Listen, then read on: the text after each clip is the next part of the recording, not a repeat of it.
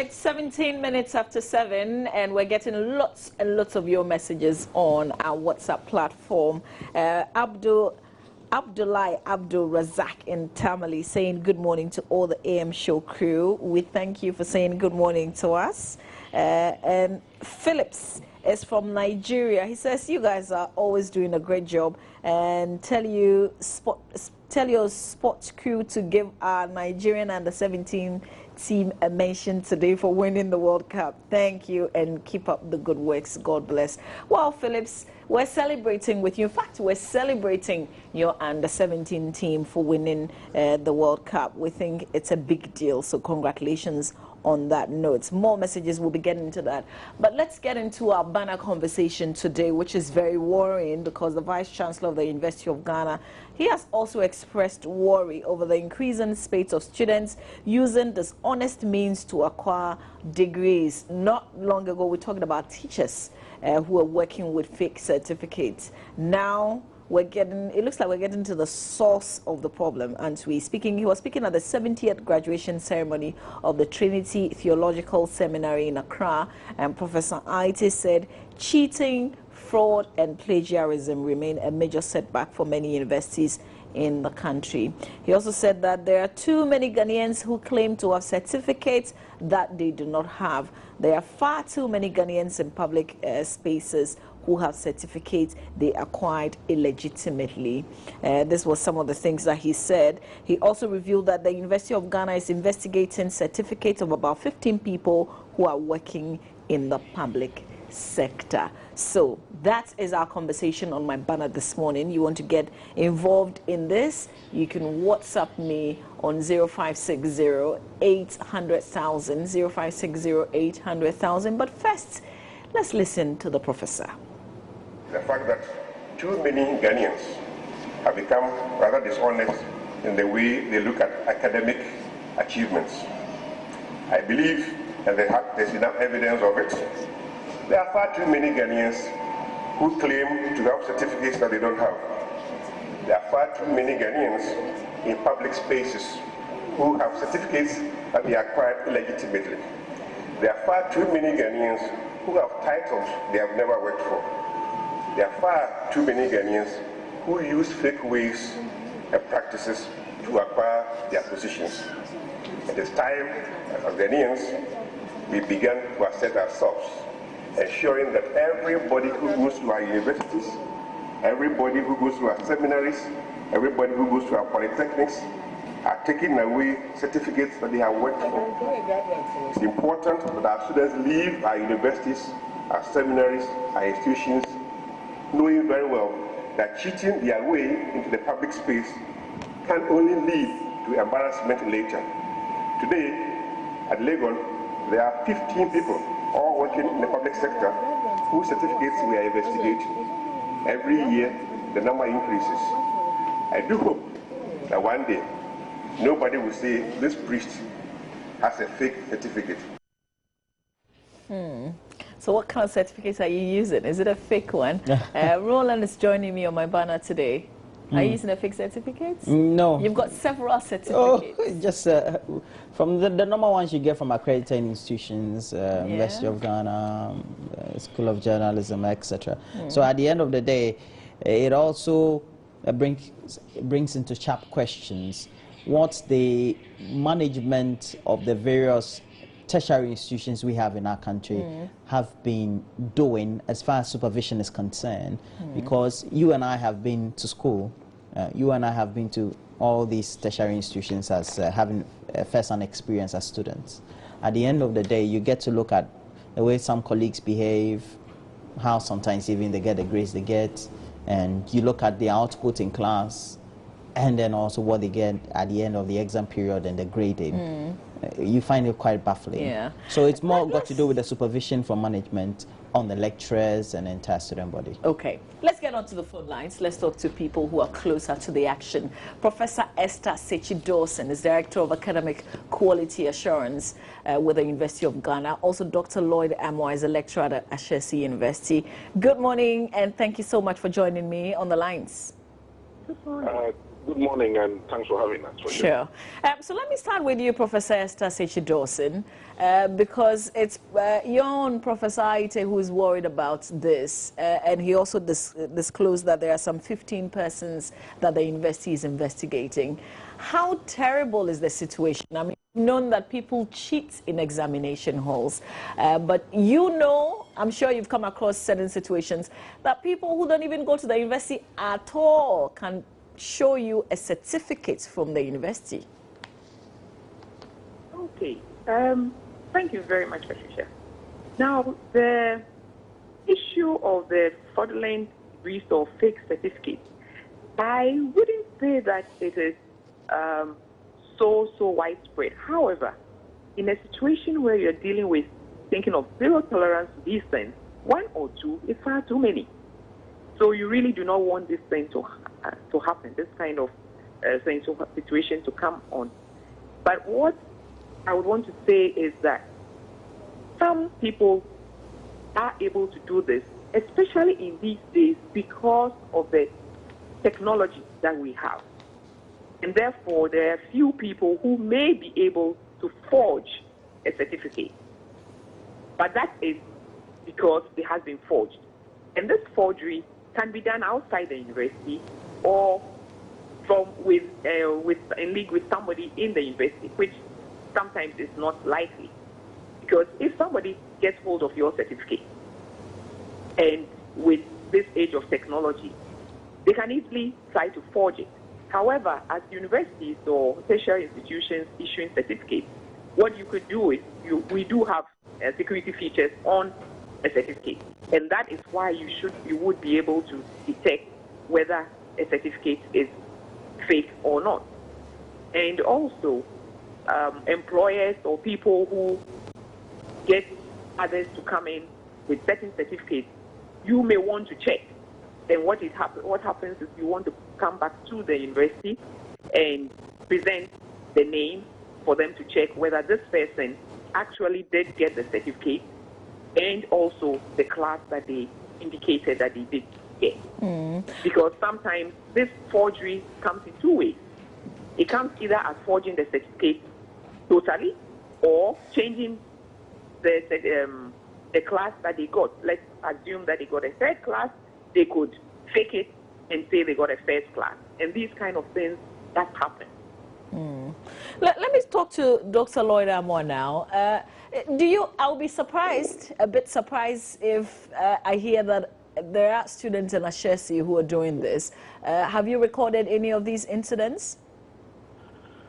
I mean, essentially, first of all, I would say that the Vice Chancellor of the University of Ghana, Professor Aite, raises what essentially is an important critical matter in the last 20 years, 30 years in our national life. And it is important, I think, and worth our while that he raises the matter. Regarding my school, I mean, whether you like it or not, I mean, people will always try to game the system, will try to have an advantage. And so you have students who, will try to be smart in a manner that is not appropriate, try to present work that is not theirs, and in the academic field, excuse me, we call that plagiarism.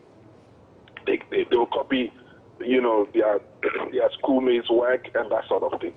And so you have these cases. The response and the processes that a particular institution puts in place is what is the critical thing.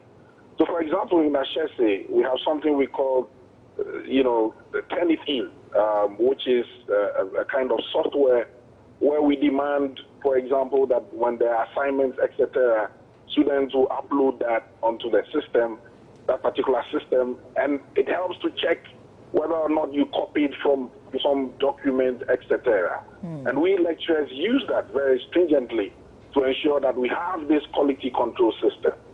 In addition to that, we have a broader ethical system, the honor code, where students, when they come into our school, collectively decide that they would have exams that are not proctored. In other words, exams that are not supervised. And here what we do strategically is to place the ethical responsibility on students themselves, right? To understand that the key point is that you ought to be able to on your own steam, on your own effort, more or less, earn the grades that you would otherwise have or not. Yeah, Dr. Amwa, is that strategy effective? Yes, it is. I mean, in many ways, our students know that to plagiarize, to act in any manner regarding assignments, exams, etc., that is not proper, that is not ethical, comes with a very high cost. And there have been many cases where students have had to drop out, students have had their grades more or less taken away, they've had their grades reduced. You know, so what we are doing is to create a broader culture, a deeper one, because we look beyond just the exams and just beyond the school to the broader question of the kind of citizens that we want to build. And we have seen in recent times in our republic issues of corruption in the judiciary, corruption with our politicians. We have politicians who become ministers and in 2 or 3 years are driving the biggest cars. They look flabby, fat. They have big houses. How is that possible? Because essentially we have a situation in which anything goes. And the good professor raises this question at 2 key levels. The processes by which we train our students, and beyond that, the broader issues of corruption, you know. So you even have pastors who parade around with doctorates. And you know clearly, how did this guy get this doctorate? I mean, was it honorary? Did he go and do a PhD, etc.? You know. And recently, the National Accreditation Board was even forced to come up with some kind of criteria regarding, you know, doctorates and certificates and you know, degrees and how it is that we'll be sure about their authenticity, etc. You know, so these are big questions. Yeah, just hold it there for me a bit. Let me move over to Professor Esther Sechi-Dawson. You work in a public university, so these quality control measures that Dr. Lloyd Amwa is telling us about with regards to Ashesi University, do you have similar things at the University of Ghana? I know Professor Aite was talking about CCTV cameras and things like that. Exactly. The University of Ghana, I'm happy to say, is also very concerned about this, and therefore we are putting in place all the quality control measures that we need to ensure that the degrees that we award to our students, they merit those degrees. And so we also do have the Turnitin software, plagiarism software that Dr. Amwa talked about, which we are also using with our graduate students' work and also with our undergraduate students. For example, on our course syllabus now, we all lecturers are expected to produce the course syllabus at the beginning of the semester and hand over to their students, detailing all that they're going to do. And on that syllabus, we also have a statement about plagiarism and the plagiarism policy that the university has got, and the consequences of plagiarism, and the fact that your work, especially when it comes to writing your long essays and turning in assignments, etc., will be uploaded onto the Turnitin software platform and checked. So students are being made aware that they have to be responsible. We deal with a large number of students, I mean 20,000 plus. But you know, Prof, sometimes people are able to change. Hello? Hello, Prof, can you hear me? Yes, I can hear you. Yeah, I'm saying that sometimes people are able to change their grades. The grades are put on the system. So if you got a D, for instance, somebody who works in with a particular professor whose paper you've written could change it to a B for you from source. Yes. What has happened is that you need to check. In our system now, lecturers are supposed to handle their exam questions. They're supposed to handle the grades, etc., themselves. So if there is a problem, then you, the lecturer, will be held responsible. For example, in uploading your grade, it's on the system, and therefore, every time anybody goes in, there's a trail. It tells who entered at what time, etc. So if things have been changed, or you have even noticed that something has been changed because it's different from maybe the hard copy that you have, our computer systems guys will be able to trace who went in at what time and all of that. So these are some of the measures that have been put in place to make sure that whatever we are getting out, it's the correct thing. So a lot of responsibility is put on the lecturers to be able to deliver what is right and make sure that we are not giving responsibility to our teaching assistants or to others to enter our grades. If you do, you must be there to check. Because if there is any problem, the responsibility lies squarely with you.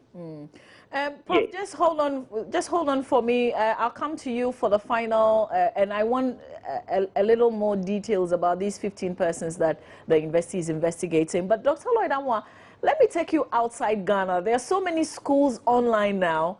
How do we know that they are real? Yeah, I mean, but before then, I would like to say that I'm a proud alumnus of the University of Ghana, and we were trained well, and it was inculcated in us the need to be true to hard work and to earn your grade. Well, to the question of all of these, whole range of schools on the internet, well, you always have these things. Before the internet age, you had all kinds of colleges, all kinds of universities in the world. I think that we ought to be able to find a way to more or less make it fairly foolproof for anyone to parade a certificate which he or she has probably bought or did not work for. It's a work in progress. And as Professor Dawson rightly said, you see that Legon has put in place some processes. Ashesi also has put in place its systems. I think there are wider policy questions that come into play. The Ministry of Education and other accreditation institutions should more or less, I think, up the game on these questions. Because it has implications. But you know, when you say up the game, what exactly should we do? Because even with the measures that the individual universities have in place, we're still recording some of these incidents. Yeah, so I think we have to think through it. I mean, if somebody, a pastor, wakes up one day and says he or she has a PhD, can we put in place a system that checks and cross-checks? Those are the kinds of things we should begin to do.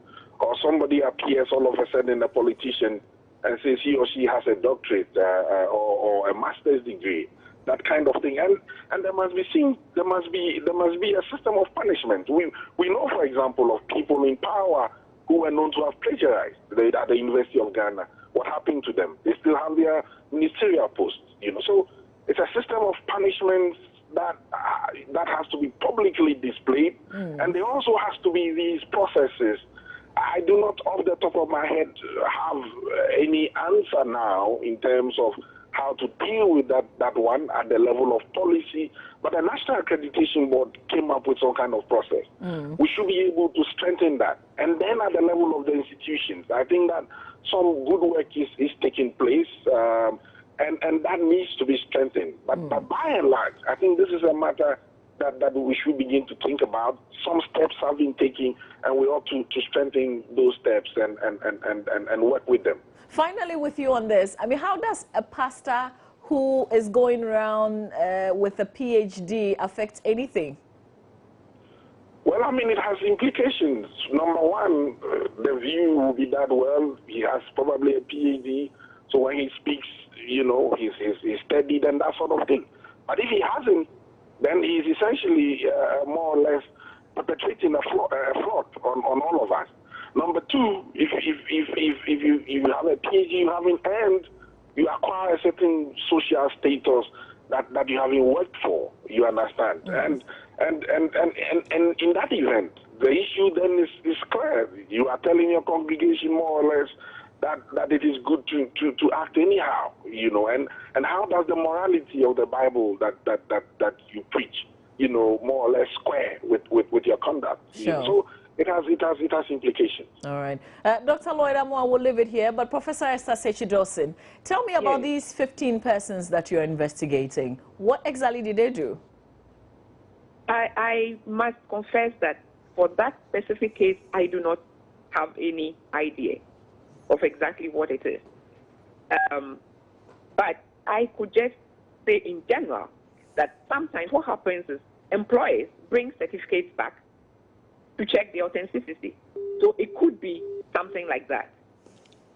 I'm not sure exactly what it is because I don't know about it. Sure. But what kind of processes, you know, if multimedia decided that the certificates that I presented, if I was coming from the University of Ghana, for instance, they were not too sure, they could bring it to the University of Ghana and then you do what exactly? You bring it to the University of Ghana and the Academic Affairs Directorate will take a look at it, check through the names of those who graduated that year, and also go through those who came on admission, because sometimes somebody may have come on admission and the person has been dismissed or the person couldn't finish and then still says, yes, I did come. So they will check through all of that and then give you the feedback as to whether truly the person did pass through the university, the person went through the whole 4 years, what were the person's grades, and whether the classification that the person has on that certificate is authentic or not, or whether the certificate does belong to the University of Ghana at all or not. How often do you get people coming forward to do this kind of cross-check? Oh, it depends on, quite often, it depends on a lot of organizations. It's sometimes for some organizations, it's a routine thing. Anybody who comes for an interview and you want to employ the person, you do due diligence. So you go back and cross-check. And sometimes it's not only to the University of Ghana, universities outside, all kinds of places. And sometimes you do find that people have come for interviews in various places and have presented fake certificates from the US, from UK, from Ghana, from wherever.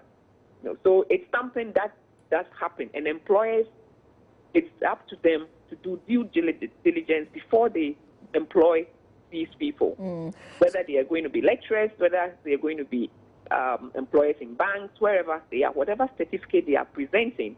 If you are not convinced about it, the best thing is send it back to the university where they said they got it from. And I know people sometimes do send stuff even to National Accreditation Board. For example, you have a certificate which is from outside the country. You don't know much about it. You send it to National Accrediting Board, and they will check whether that institution is even accredited, because we have all these diploma mills and they're online unaccredited bogus universities or degree awarding who award degrees for no work done. Absolutely no work done, you know. So one needs to check all of these things. And another issue that is worrying is those who are now actually advertising themselves as writing long essays and projects and theses for others. They actually advertise. And as Dr. Amoah said, what are our policies about these things? The university may do its bit, but it's widespread.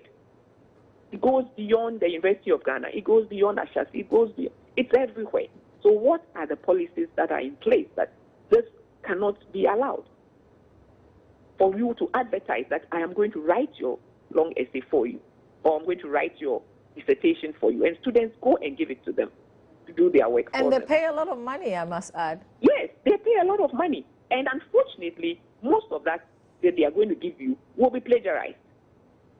What they are going to give you will be plagiarized. So in the end, you've paid money and you've lost out, because once we put it through and turn it in, you will see that it is completely plagiarized. And as lecturers, we do know the writing style of our students. So when the student presents the work and it looks really above their writing style, you can immediately tell. You can immediately tell, and you know that this work was not something that the student road to themselves. So, and you penalize them for it. You know, there are lots of, there have been times when people degrees have been taken away from them because of this sort of thing. But what happens if you realize that I have a fake University of Ghana certificate? What happens to me?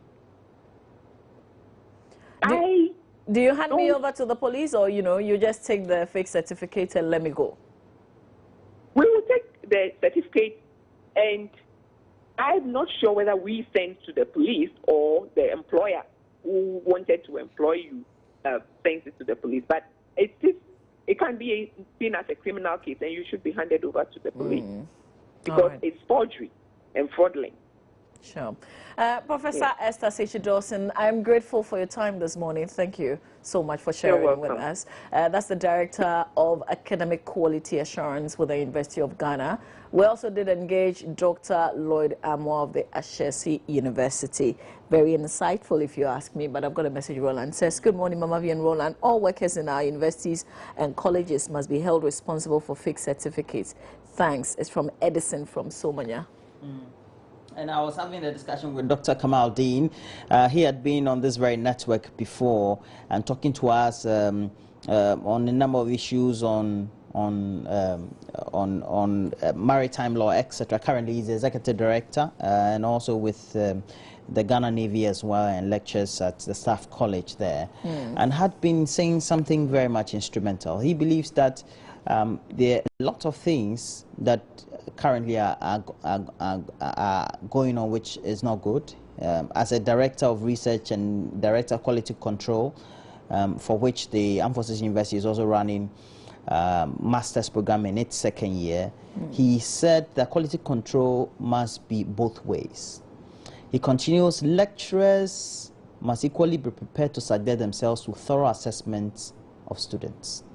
He says, if not, we have a situation where lecturers lose their moral authority to insist on the right thing because they themselves are not delivering the best. Sure. Okay. And so he says good preparation is important. But he says with current literature and the growing academic rigors in the field, a lot more needs to be done because he believes that the academia in Ghana is critically challenged. Yeah. And sometimes you just have to listen to some lecturers, I will not say all lecturers, some lecturers and the public discourse they give on radio and TV on critical national issues. Sometimes even they don't get the subject-verb agreement right, and so that brings to sharp focus what kind of training themselves they have also received, and how that also impacts on the students they are having. You sometimes you attend master course lectures, and you have colleagues who perhaps may not be speaking the right sort of English, and that also has an implication on how they understand the kind of information or knowledge that is imparted to them. It's sad, isn't it? I've got a message here from Ahmed in Tamale who says, I don't like going near exam invigilation because it's now, in quotes, apparently a right to copy, and there are threats on strict invigilators and with no support from any source. My UCC doesn't give room for educational dishonesty. Ahmed in Tamale sent us this. It's interesting because, back in school, when it's time for exams, I like to sit in front because, that's where nobody would even attempt to want to talk to you. And I am so scared to even look at somebody because I'm thinking an invigilator would see me and think that I'm communicating with someone and do something. So I'm just concentrating on the paper. When I am through with what I think I can reproduce, I just walk out. It's also because our educational system is not developing to that level in which the world of education has become more interactive and more expressive and more creative. Yeah. So we're still having a situation where the student is inundated with a lot of literature, albeit archaic literature, and the person is supposed to reproduce within a certain confines or a certain environment or atmosphere. Definitely you don't expect the student to have a positive output or the right output. Yeah. So the person will cut corners. Why don't we open the phone lines and hear what some of you have got to say? You can call us on 0302-211-6910, 0302-211-6910. Ahmed in Tamale says all admission letters, transcripts and certificates must all be barcoded. Ahmed, definitely flowing through this conversation. We're grateful that you are there. Let's read more of your messages that you're sending on WhatsApp. But I've got a birthday dedication. Okay. And I'm going to pull that in a bit for you on our WhatsApp platform. But we're discussing this issue about fraudulent academic credentials that Professor Ernest Aite of the University of Ghana raised over the weekend. That's what we're talking about here on my banner this morning. If you've got something to say, of course, you can give us a call on 0302-211-6910. Chancellor George Luthrots, it's your father's birthday today. And he says, happy birthday to my daddy, Mr. Jeremiah Alexander Luthrots of Osu, Accra. It's from Reverend Councillor Cyril George Luthrots and the whole family. They are wishing you, Mr. Jeremiah Alexander Luthrots, a long life. Enjoy your birthday, which is today, sir. A message just came through. Universities in Ghana have lost focus. They don't know where they are going. They are directed by the wind. It's from David from Tichiman. This is wild. I don't know on what basis that you're saying what you're saying, but this other message says universities, both public and private, should make every endeavor to end the issuance of fake degrees, certificates, and the officials involved should also be dealt with. It's from Eric Asante. All right. Let me speak to Kwesi AJ from Seshiri also, who's joined us on the phone lines. Hello. Good morning. Thanks for calling. Morning. Good morning, Mama. Yes, sir. I hope you're well. Yeah. All right, let's hear you on this. My little about the fake certificate is that our system of examination too is not good. Starting from the basic level, a child may go through the school for all this long period, and he's examining just one. And if he fails that exam, that is the end of the child. So now it is something that is at all costs the child must pass. So there's a lot the schools are fighting for the passing of the child, the parents, everybody is involved in this examination practice. And when they get it through to the secondary level, now there's a system that we are practicing as a nation that is not helping us. The great secondary schools, when they release the WASP, they say this school has this school has that, this school was first, second, third. And even looking at the placement of the computerized placement system, they select good students for the good schools and select poor students for the bad students for the poor schools. And at the end of the day, when results also come, they also grade the school. This school was large, this school was first. So the system itself is promoting some of these more practices. So it's a whole failure on the part of the state. So it's something that we should all come and see how we can use the formative examination rather than the summative, where you go through a period and at the end of it, you just examine one. When you fail, then you have failed through your education. Sure. So it's a problematic. So you should all the key holders in education, the professors, they should sit up and replan, they strategize. Even our curriculum is a problematic. Thank you. Yeah, thank you very much. That's a very important point that you raise. Thanks for drawing our attention to that. Let's speak to Frank, who is calling us from Jirapa. He's joining us on the line. Hello, Frank. Good morning. Hi, Frank. Thanks for holding. Let's hear you. All right. The universities in the country are, in fact, let me say the tertiary institutions, they are much aware of these things happening. And my problem is, when they get people like this, you ask the doctor and then the professor, and they were not able to tell you exactly what they did. We were in this country where a young man came and he said he had acquired some. He went to NASA. He's the best African. Blah blah blah. He was interviewed on a national TV for everybody to hear, not knowing he had not even attained anything at all. And it went wrong everywhere. Everybody was just praising him. He even said he was a an old student for the Southern College. That even drew my attention to it because I was an old boy. And we went through the list and he wasn't part of us. So it's something that has been happening. And they are aware of it. This guy had gone scot-free. Nobody has said anything to him. We didn't know what happened afterwards. So there should be some laid down procedure. They should punish people who do such things. And they are all over. People are sitting in their corners on the PC, they do things and then they come out, oh, I have doctorate. Look at the clergy. Almost every leader of a church has a title, either a doctor, a PhD, whatever. They hold so many titles. What are we saying to them?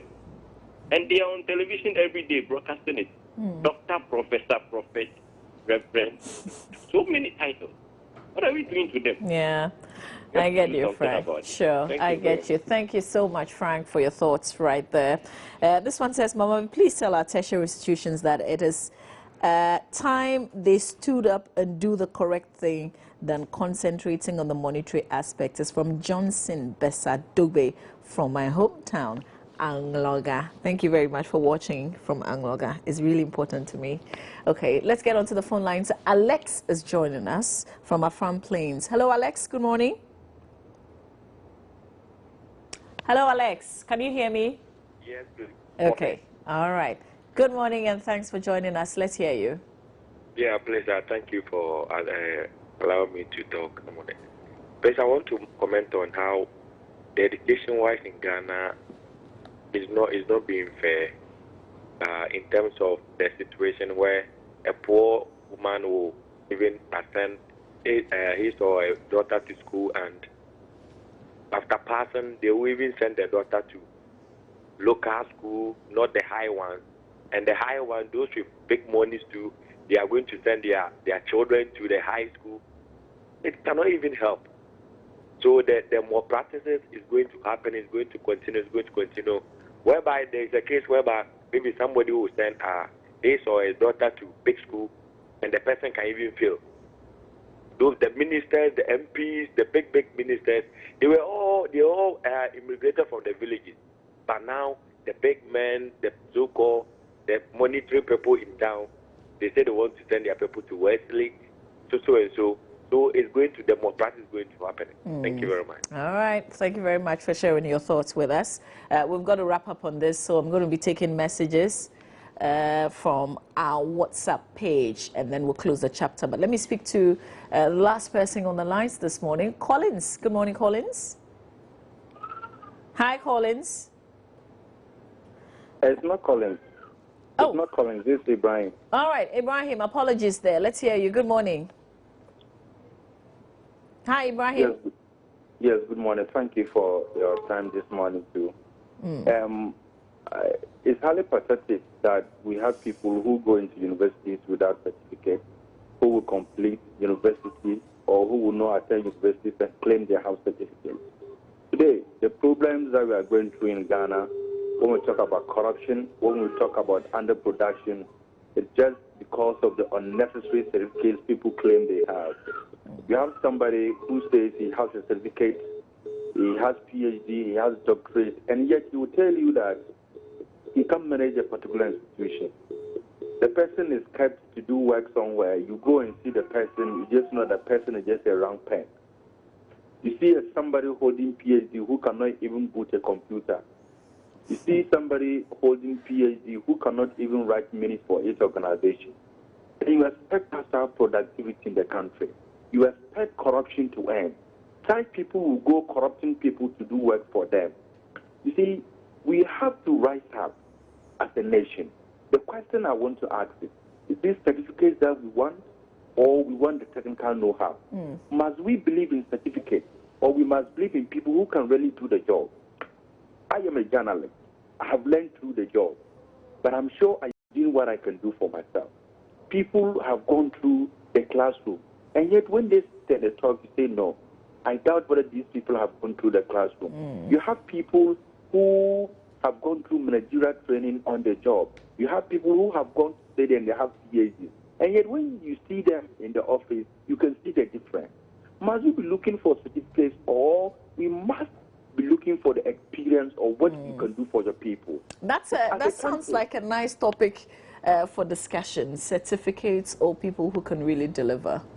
Yeah, Ibrahim, so thank you so much for bringing that to attention. Very important point you make there. I'm grateful. Thank you, everybody who has called us this morning. I've got somebody watching from Freetown in Sierra Leone who is saying some very nice things to me, but you didn't add your name, but thank you. Thank you so much. I like nice when you say nice things. Yeah, okay. But there are more messages on WhatsApp that I want to read so that we can wrap up on this. But what do you think about some of the things that people have said? I particularly loved what Ibrahim, who was the last caller, said. And it's more got to do with, as a country, what we think should be the right thing and what really is in existence or is happening. And what steps do we take as the various institutions that are supposed to be doing the right things are doing to make sure that we kept some of these exigencies or inexigencies. Yeah. And among ourselves also, we kind of accommodate some of these inefficiencies or anomalies, so to speak, because they are not the norm. And once we go with the flow, the phenomenon also tends to continue. What do? We need to have a certain mindset about it. We're not thinking that, well, having a fake certificate is the way to go. But when we seem to idolize a situation which is not the norm, which should not be in place, then we have a certain difficulty. It's like we're endorsing it. Yes, we have companies that, well, productivity is good, but you have to make sure that whoever is producing for you has what it takes to produce what is good for you. Because we're talking about sustainability. Well, we're not surprised why companies coming 4, 5 years, 10 years down the line, they are off. But elsewhere in the world, they look at sustainability. Can the person work the next 40 years or the next 30 years in the world of work and be more productive than the person is now? Yeah. This one says part of the problem is that students are not taught critical thinking and encouraged to produce work independent of what they are taught by their teachers. Most of us teachers expect students to copy exactly what we give them in class. So if we teach students this way, how do we expect them to produce their own work and not plagiarize? That's a very important point, because I remember saying, when I am done with what I think I can reproduce, but that shouldn't be something that a student should say. Not at all. Yeah, but that's, and the point is the lecturers are not receptive to taking in or seeing anything else apart from what they taught the students. Like, what do you know? You're my student. Yeah, I'm supposed to know more than you. Yes, How do you question me? this is not what is in the literature, and you have produced what you think should be. I did a lot of fill in the blanks. You won't believe it. University. So I was once informed that universities' certificates are awarded, meaning they can come for it when you misbehave around with it. Question: if so, then are people okay? People will not buy the grades. I'm not sure I get it, but yes, if you misbehave, it's their certificate. They can always withdraw it. But thanks for sending the message, though. We have to wrap up in the next minute. Some people don't even deserve to be awarded with a university degree in our various universities. Common English, they can't even speak when, as HR manager, we grant them interview. God have mercy on us. It's from Kwame Kranche. You share similar views with Roland Walker here. This one says, hi, Mama V and Roland. Thanks for the good work you're doing. Thank you. Concerning fake degrees, those who issue the fake degree certificate should be held responsible. From Gifty inside Hohoi City. Listen, I would read the rest of your messages, but we have to break and bring you AM Talk with Roland Walker and his guests. We're opening up some of the big issues that have come up today, really coming from the weekend. We know that the NPP very much is in the news. First for suspending those four chairmen, and one vehemently saying that, you know, they sacked him for what? He has done nothing. He wasn't part of those who came to Accra. Yeah. We'll see how that goes. And so please do stay on. We're taking a break. When we come back, we'll have a lot more for you.